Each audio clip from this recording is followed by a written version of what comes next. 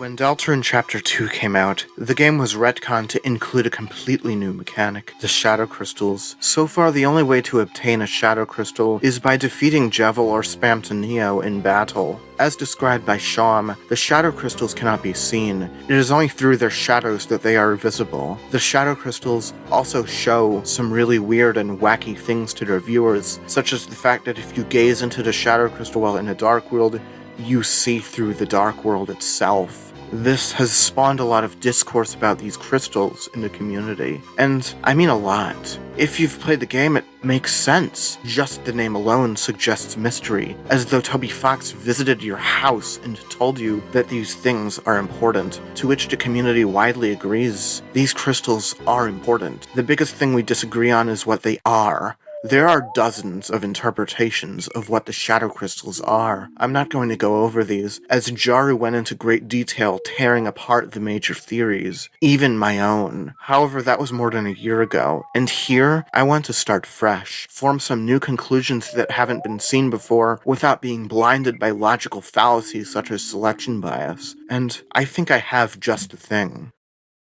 Deploy the diagram. Here, I've created a blank infographic that features questions relating to each property of the Shadow Crystals. These questions all have answers, but I've formatted them in such a way that makes them interesting. You start from the top, filling out each box with what is currently known, and by the time you reach the bottom, you'll have enough information to have a near complete picture and answer the question the video poses. The problem with many theorists is that they lose sight of the larger picture at hand. Many people get too hung up on the tiny details that they lose sight of the forest for trees. This diagram is meant to help out with that, so let's get started. Question 1. What do the Shadow Crystals show to their viewers? Part of the intrigue behind the Shadow Crystals is what they present to us upon interacting with them, and that's what I would like to start with, as it's the most interesting. When you interact with a Shadow Crystal whilst inside the Card Kingdom, you see, quote, toys strewn on the floor. When we exit the Card Kingdom, we see exactly that, so it's pretty clear that gazing into the Shadow Crystal lets you see through the darkness that encompasses each Dark World, and this is confirmed in Chapter 2, where upon interacting with the Shadow Crystal in the Cyber World, you catch a glimpse of a computer lab. Since the Dark World is clearly fictional in some ways, then it's obvious what happens when you look into the Shadow Crystal. You see things for what they really are, right?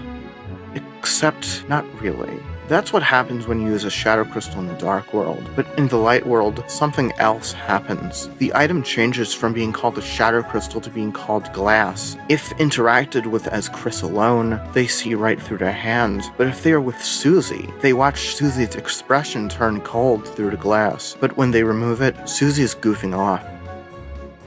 Grouping these two visions together presents a pattern, specifically a pattern of fear. Chris is afraid of losing themselves and their friend Susie, but it doesn't seem to relate to what we see happen in the Dark World, as seeing through the Dark World isn't exactly something fear-inducing, especially when you consider that Spamtonio, a Darkener, explicitly can't see past the dark. Both Jevil and Spamtonio have a lot to say regarding darkness, as though by looking into the Shadow Crystal they see some really haunting things that can't even be put into words.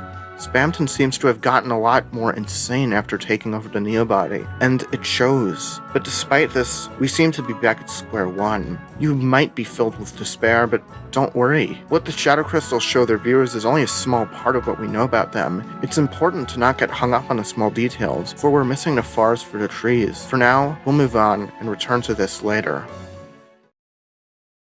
Question 2. How can the Shadow Crystals be used? Upon collecting a Shadow Crystal, Sham explains that fighting a Shadow Crystal holder is no small feat, which is true. Jevil and Spamtonio are objectively harder than any other enemy Toby Fox has created, aside from Sans.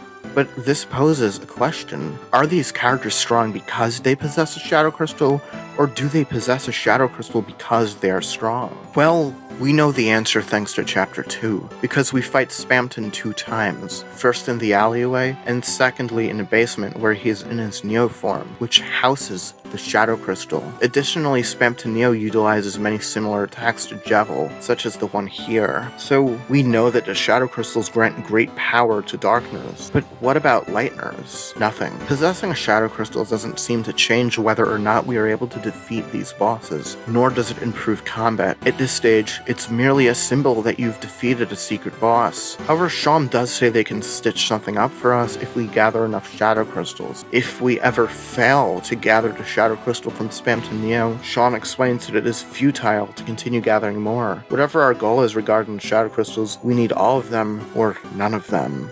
An unused item called the Pure Crystal can be found in the game's files. This is used to craft the Twisted Sword, which is the strongest weapon in the game. So clearly these Shadow Crystals can be utilized to great effect, but Lightners can't harness their power in the same way that certain Darkners can. I'm sure there's a reason for this, but for now, we've answered the question. Any further speculation without having a complete picture is pointless.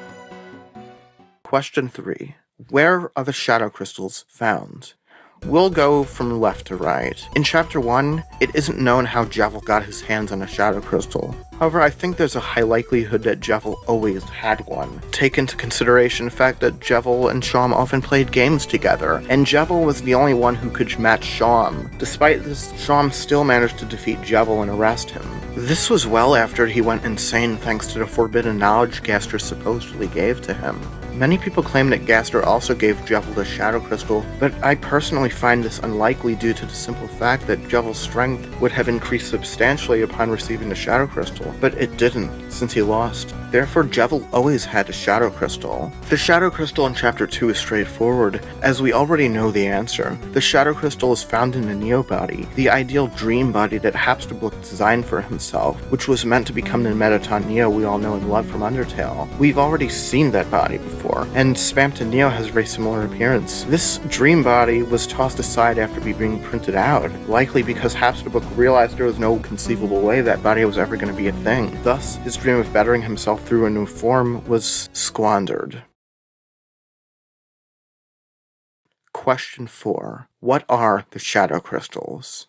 So, we've reached the bottom of the diagram, and are presented with a single question. And yet this is the hardest question to answer simply because of the very nature of the Shadow Crystals. I've been in the theory community for nearly 2 years, and if I'm going to be honest, this one mystery has been the bane of nearly every single theorist's existence, simply because there is too little to go off of. But honestly, I don't think that assessment is very accurate. As I stated previously, many people mistake the forest for the trees when it comes to theorizing. They hyper-focus on very specific things, and in the process completely lose sight of the bigger picture. I see this everywhere, from discussions about the third entity in Chris to theories about Gaster. That's why I decided to create this diagram in the first place, because it forces you to look at all the angles at the same time. I could continue to ramble on, but honestly, this diagram is beginning to look like an equation. There's a commonality between everything mentioned here, and taking into account everything that's been discussed thus far, I can only see one solution that can fit the criteria. Squandered dreams. I'm not the first person to compare a dark world to a dreamlike world. There are theories about this that date all the way back to the release of Chapter 2, and to be honest, it makes a lot of sense. The Dark World seems to bend itself to an extent to shape the mold of the lighters present inside it. This has been noted in character designs and quirks, and also environments. The Dark World itself was willed into existence by its creator, the Roaring Night. The point I'm trying to make here is that the Dark World isn't entirely real. It's almost imaginary, but also just real enough that your actions in the dark world have consequences in the real world. It's literally the world of people's dreams. I just want to put this out there so you can understand why things are the way they are. Because when you look through the lens of a shadow crystal, you see your dreams be shattered. Chris's greatest fear is being in the dark and disappearing. For the longest time, they've stood in the shadow of their brother Azrael. By the time of Chapter 1, they didn't have anyone they could truly rely on, much less call a friend. They want to be known, so when they look into the shadow crystal, they see their dream of being greater than themselves being shattered by watching themselves disappear.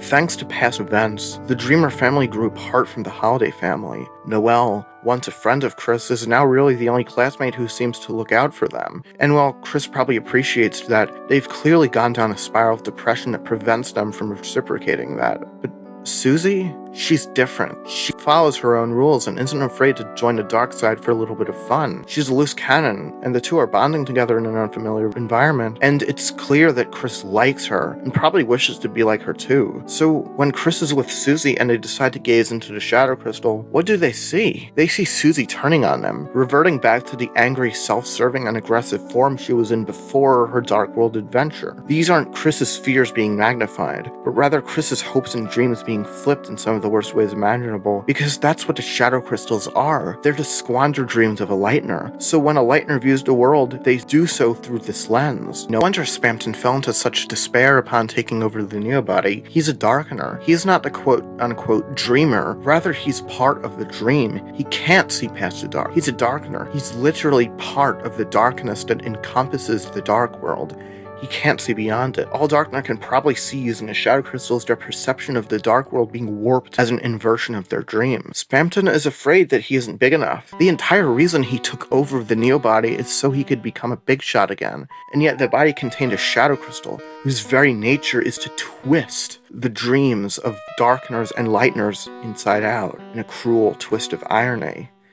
The shadow crystal would have a lot of negative energy by its very nature, so Darkeners that are already filled with despair, hopelessness, or fear, such as Spamton and Jevel, would have their abilities amplified by having a shadow crystal. But a shadow crystal is still a dream of a Lightner. To a Darkener, it's like getting your hand on a sword of Archangel Michael. An unused item called the Pure Crystal can be found in the game's files, which is described as a shadow purified by the cat. Perhaps the Pure Crystal is the opposite of the Shadow Crystal. Instead of resonating using negative energy, it resonates using positive energy. It amplifies the magical power or luck of Lightners and Darkeners that are filled with courage, determination, or hope, not despair. Alternatively, the Pure Crystal could show things for how they truly are, which could play a crucial role in upcoming chapters. So with that, we've answered a question. We know what the shadow crystals are. As much as I'd like to go on, there isn't really that much to talk about anymore. The script writing process for this video was a complete pain, and I'd like to rest for a while. However, I have a video coming up that you might find interesting. Dare I say, very, very interesting.